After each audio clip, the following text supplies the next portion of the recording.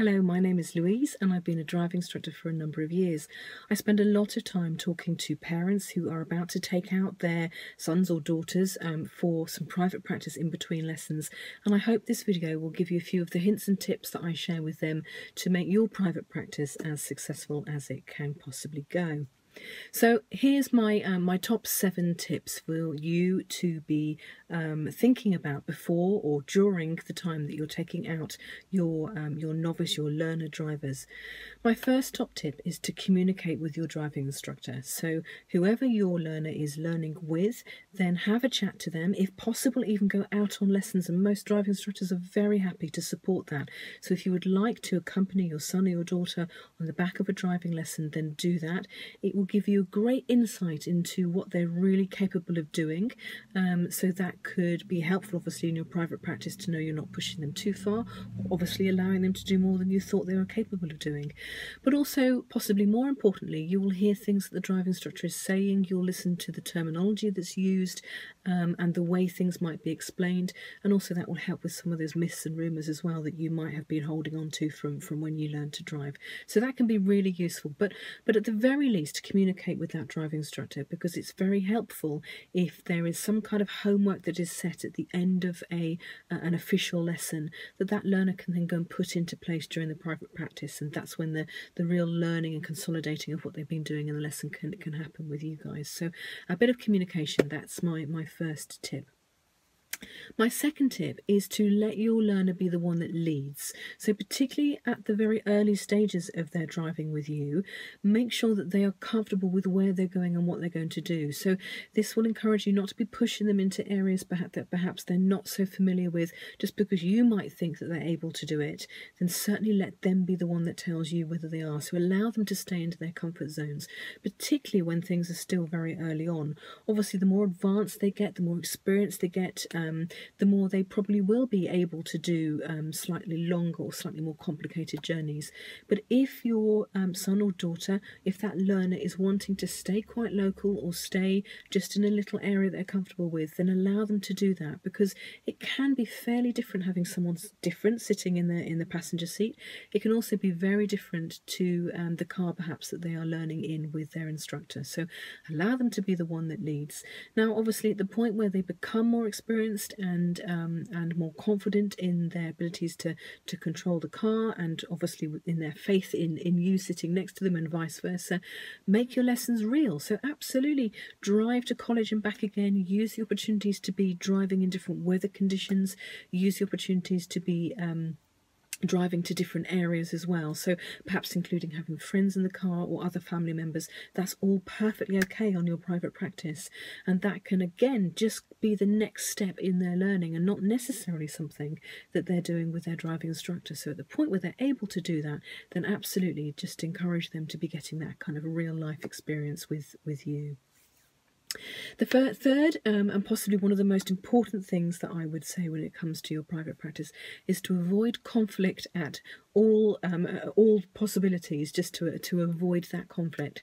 So I would suggest that both of you perhaps have a communication beforehand about what your limit is going to be, so you both know at the point where enough is enough and one or both of you are not handling a situation, you have some kind of opt-out, and that is perfectly okay, and that drive can be stopped and you can take over and drive home if you're wanting to, or you're just going out for short or small periods of time to start with. But if your son or daughter is saying something to you that you don't particularly either understand or don't necessarily agree with, so particularly the things that come back to us in lessons is that our learners will say to us that the parents have suggested that they should be doing it a different way, or they're not necessarily thinking it might be right the way they've been taught. So if anything like that happens in your lesson, then agree to disagree, don't have an argument about it, come and find the driving instructor afterwards and just kind of run that past us. So particularly those myths and rumours, particularly those things that you may well have been taught yourself when you were learning to drive many moons ago, they may well be different things that we are talking about or explaining things in a different way.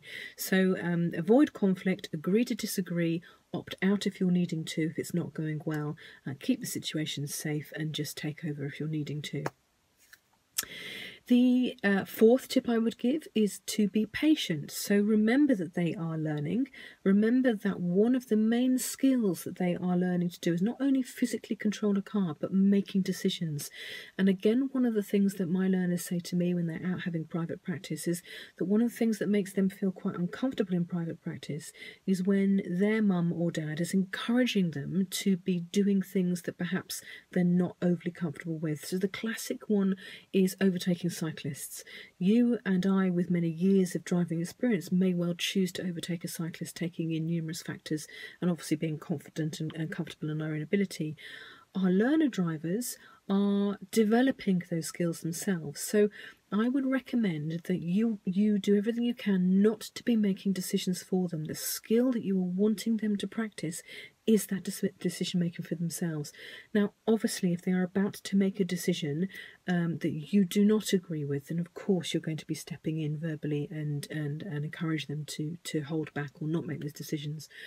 But what I mean about taking responsibility for those decisions is you not being the one that says, overtake now, go now, those kind of decisions, because not only do they not necessarily have the ability to control the car in the way that you and I would and be able to get round as smoothly or as quickly or out of a junction or a roundabout as smoothly or as quickly as you would, but it is about their ability to make those decisions. So remember that, hold back and let them develop those kind of skills.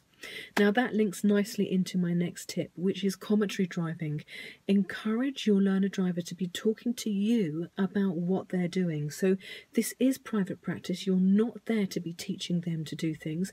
If anything, it's them teaching you. So it's them telling you what they're doing and why they're doing it and what they're thinking, because their instructor will be encouraging them to do that in their normal lessons, in their driving lessons.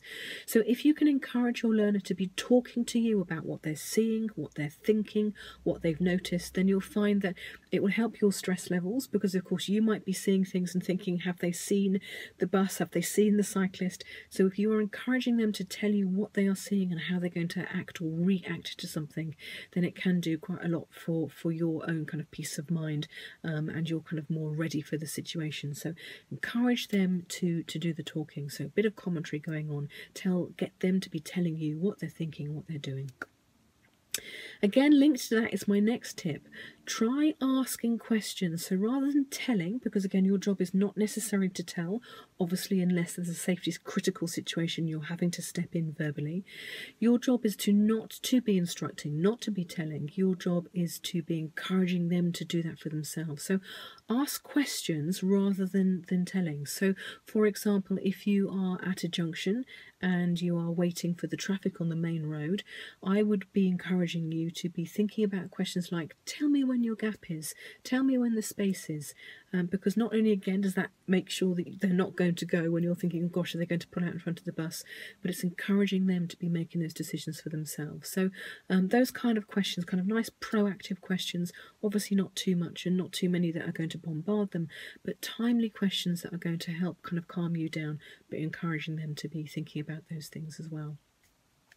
And my seventh tip is to keep some kind of log, some kind of diary or reflection on what has gone on, so you can communicate that back with the instructor. So a full loop of communication here. So starting off with that communication before you're going out with an instructor, and ending it with communicating after you've been out. So again, particularly if any queries or questions have come up, make a note of those. So taking a note of where you've been, taking a note of anything that you haven't understood as the supervising driver, and note that the learner, the questions that your son or daughter might have brought up yourself. So you can either look it up when you get home, having a copy of the highway code is really useful, or of course to communicate back to the instructor. So those are my 7 top tips for successful private practice.